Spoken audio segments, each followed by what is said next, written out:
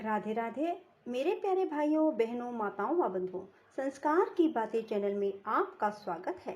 बंधुओं, आज द्वादशी के दिन मैं आपको सुनाने जा रही हूँ एकादशी व्रत पारण की कथा। बंधुओं, जिसे सुनने मात्र से आपको एकादशी व्रत के पूर्ण फल की प्राप्ति होगी।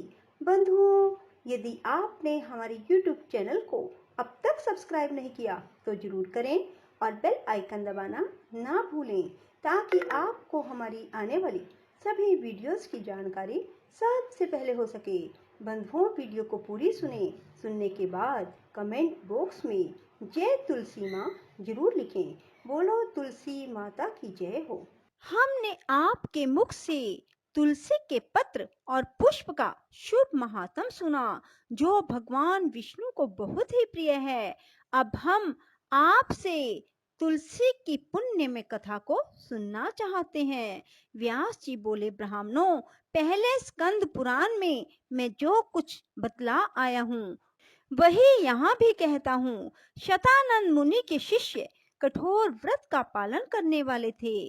उन सब ने एक दिन अपने गुरु को प्रणाम करके परम पुण्य और हित की बात पूछी। शिष्यों ने कहा, नाथ, ब्रह्मवेताओं में श्रेष्ठ आपने पूर्व काल में ब्रह्मा जी के मुख से तुलसी जी के जिस कथा का श्रवण किया था उसको हम सब सुनना चाहते हैं।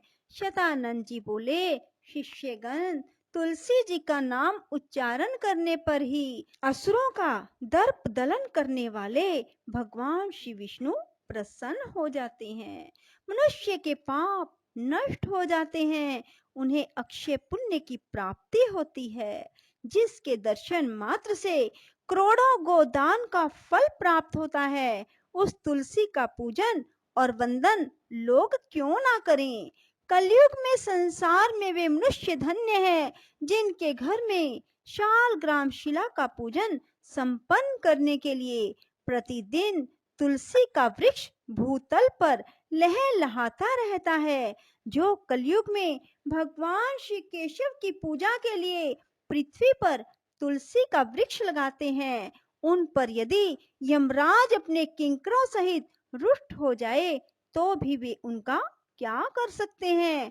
तुलसी, तुम अमृत से उत्पन्न हुई हो और केशव को सदा ही प्रिय हो। कल्याणी, मैं भगवान की पूजा के लिए तुम्हारे पत्तों को चुनता हूँ। तुम मेरे लिए वरदायिनी बनो। तुम्हारे श्री अंगों से उत्पन्न होने वाले पत्रों और मंजरियों द्वारा मैं सदा ही जिस प्रकार श्री हरि का पूजन कर सकूं वैसा उपाय करो। पवित्रंगी तुलसी, तुम कलिमल का नाश करने वाली हो। इस भाव के मंत्रों से जो तुलसी दलों को चुनकर उनसे भगवान वासुदेव का पूजन करता है, उसकी पूजा का करोड़ों गुना फल प्राप्त होता है। देवेश्वरी, बड़े बड़े देवता भी तुम्हारे प्रभाव का गायन करते हैं। मुनि, सिद्ध, गंधर्व, पाताल निवासी, साक्षात नागराज, शेष, संपूर्ण देवता भी तुम्हारे प्रभाव को नहीं जानते।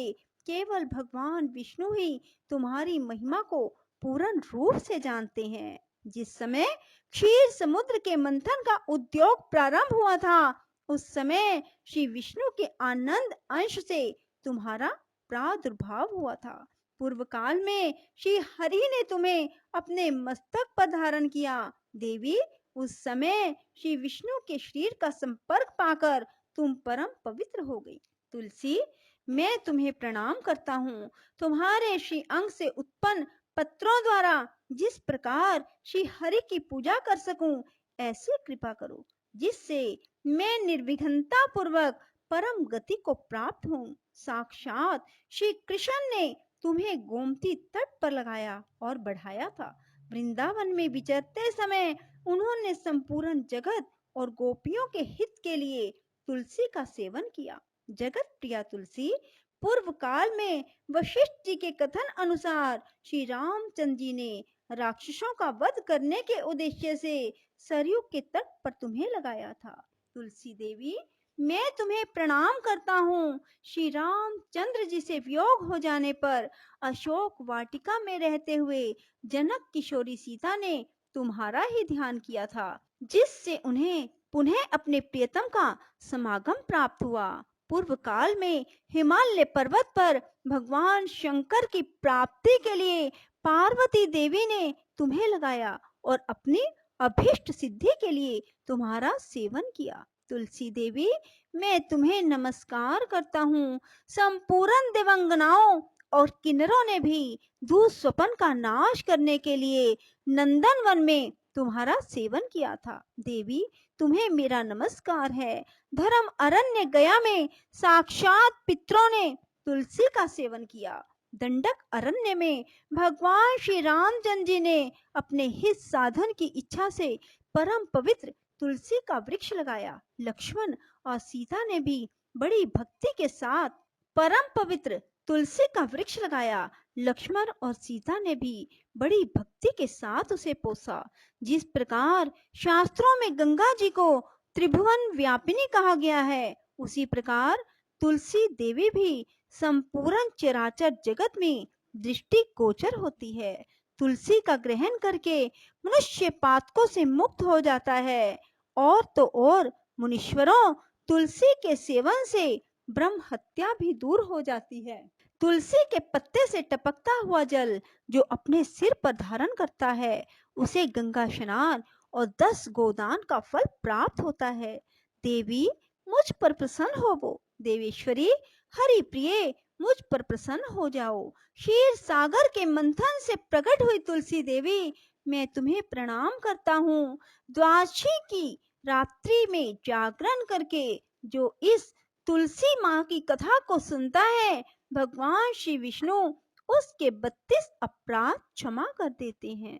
बाल्य अवस्था, कुमार अवस्था, जवानी और बुढ़ापे में जितने पाप किए जाते हैं, वे सब तुलसी स्तोत्र के पाठ से नष्ट हो जाते हैं। तुलसी के स्तोत्र से संतुष्ट होकर भगवान सुख और अभ्युदय प्रदान करते हैं। जिस घर में तुलसी जी की इस कथा को सुना जाता है, पढ़ा जाता है, उसका कभी अशुभ नहीं होता, उसका सब मंगल ही होता है, किंचित भी अमंगल नहीं होता। उसके लिए सदा सुकाल बना रहता है, वह घर प्रचुर धन धान्य से भरा रहता है। तुलसी जी की इस कथा को सुनने से मनुष्य के हृदय में भगवान विष्णु के प्रति अविचल भक्ति होती है, उसका वैष्णवों से कभी वियोग नहीं होता। इतना ही नहीं, उसकी बुद्धि कभी अधर्म में प्रवृत्त नहीं होती। जो द्वादशी की रात्रि में जागरण करके तुलसी जी की इस कथा का पाठ करता है, उसे करोड़ों तीर्थों के सेवन का फल प्राप्त होता है। बोलो विष्णु भगवान की जय, तुलसी माता की जय। राधे राधे, जय श्री कृष्णा। बंधुओं, यदि आपको हमारी वीडियो पसंद आए तो इसे लाइक करें और शेयर भी जरूर करें। धन्यवाद।